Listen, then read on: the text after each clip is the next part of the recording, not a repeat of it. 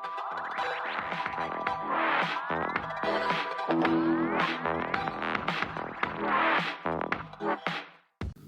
Sobat Teruna, kembali lagi di Badabes, bangun dan bertumbuh sekutu Tuhan.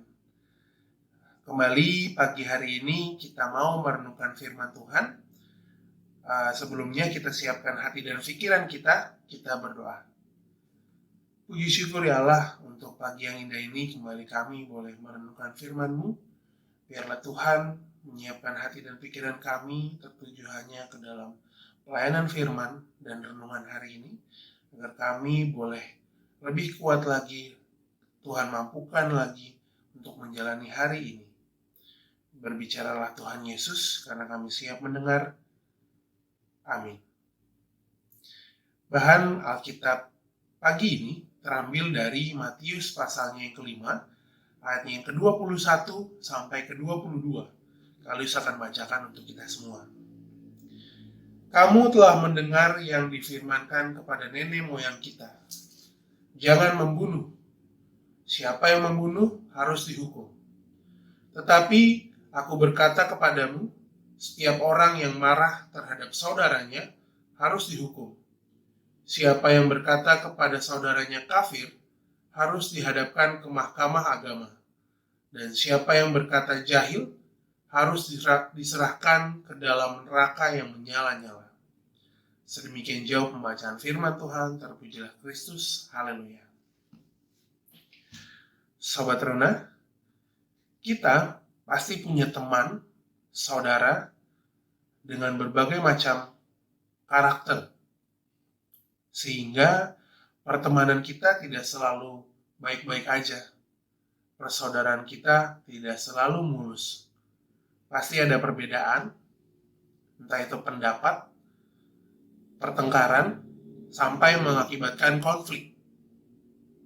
Beberapa contohnya, jatah uang jajan, kasih yang diberikan orang tua, kepintaran seseorang atau kepintaran teman di kelas, lalu tampang ataupun fisik. Itu yang seringkali menjadi sebab menjadi konflik atau pertengkaran. Nah, bahkan di media massa, kalian pernah lihat dan mendengar ada saudara yang berkelahi karena harta atau warisan sampai mengakibatkan pembunuhan.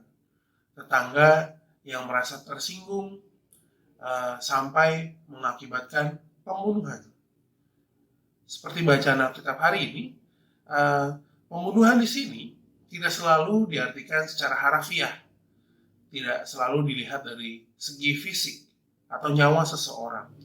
Pembunuhan di sini lebih dilihat dari sisi karakter dan mental seseorang. Contohnya, pencemaran nama baik, fitnah, meledek atau mengejek, atau bahasa kita ceng-cengan atau dicengin oleh teman atau rekan kita, bahkan saudara kita. Dari segi fisik, seperti yang tadi kalian sampaikan, tampang atau status, jomblo, miskin, tidak sekolah, pengangguran, seperti itu.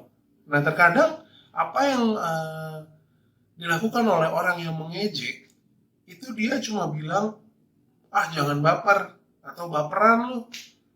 Padahal itu adalah defense atau pertahanan dari orang yang mengejek, yang menyatakan bahwa dia itu nggak salah. Ini kan konteksnya bercanda. Padahal definisi bercanda itu ketika semua orang tertawa dan sukacita. Sementara kita tidak pernah tahu isi atau suasana hati seseorang. Ada satu kata yang lebih baik daripada baper atau baperan, yaitu maaf. Dan itu sulit dikatakan, sulit terlontar dari orang yang mengejek. Karena orang yang jahil, yang suka meledek, adalah orang yang menyimpan kebencian, kemarahan, atau kekecewaan di hatinya. Sobat Teruna, dalam pengajaran Tuhan Yesus menekankan tentang perilaku seseorang yang merugikan orang lain. Perbuatan tidak terpuji yang dapat menghancurkan hidup, karakter, bahkan mental seseorang. Tuhan Yesus tegaskan, jangan membunuh. Seperti tanda kutip yang tadi kami sampaikan, membunuh itu dalam bentuk karakter, kehidupan, atau mental seseorang. Perbuatan tidak terpuji seseorang, ia mengajarkan bahwa hargai hidup orang lain walaupun ada perbedaan.